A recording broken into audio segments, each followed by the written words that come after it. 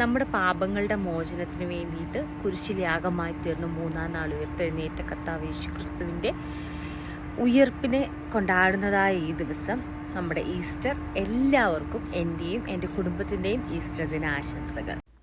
അപ്പോൾ ഇങ്ങനെ നിങ്ങളൊക്കെ പള്ളിയിൽ പോയോ? എനിക്ക് പള്ളിയിൽ പോകാൻ പറ്റിയിട്ടില്ല കേട്ടോ. ഇവിടെ പള്ളിയിലൊന്നും പോകാൻ പറ്റത്തില്ലല്ലോ, അത് കാരണം പോയിട്ടില്ല. ഇന്നലെ ഓൾറെഡി മാവ് അരച്ച് വെച്ചിട്ടുണ്ടായിരുന്നു അപ്പം ഉണ്ടാക്കാൻ വേണ്ടിയിട്ട്. അപ്പോൾ അതെല്ലാം നന്നായിട്ട് പൊങ്ങിയൊക്കെ വന്നിട്ടുണ്ട്. പിന്നെ പെട്ടെന്നൊരു ചിക്കൻ സ്റ്റൂ ഉണ്ടാക്കി.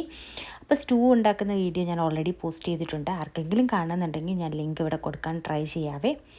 അപ്പോൾ നല്ല അടിപൊളി ചിക്കൻ സ്റ്റൂ ഒക്കെ ആയിരുന്നു, പെട്ടെന്ന് ഉണ്ടാക്കി കഴിഞ്ഞു. പിന്നെ ഒരു കോഫിയും കൂടെ ഉണ്ടാക്കി. അപ്പോൾ കോഫിയൊക്കെ ആയിട്ട് പിന്നെ അപ്പം ഉണ്ടാക്കി. പാലപ്പമാണ് ഉണ്ടാക്കിയത്. പാലപ്പവും ചിക്കൻ സ്റ്റൂവും കോഫി. ഫ്രണ്ട് ഉണ്ടായിരുന്നു, ഫ്രണ്ടിന് നൈറ്റ് ഡ്യൂട്ടി ആയിരുന്നു. അപ്പം ഞങ്ങൾ രണ്ടുപേരും കൂടി വന്നിട്ട് ഫുഡൊക്കെ എടുത്തിട്ടുണ്ട് കഴിക്കാൻ വേണ്ടിയിട്ട്. അപ്പം നിങ്ങളുടെയൊക്കെ വീട്ടിൽ എന്തായിരുന്നു ഈ ഈസ്റ്ററിന് സ്പെഷ്യൽ ബ്രേക്ക്ഫാസ്റ്റ് എന്ന് ഒന്ന് കമൻറ്റ് ചെയ്തേക്കണേ. അപ്പോൾ താങ്ക്സ് ഫോർ വാച്ചിങ്.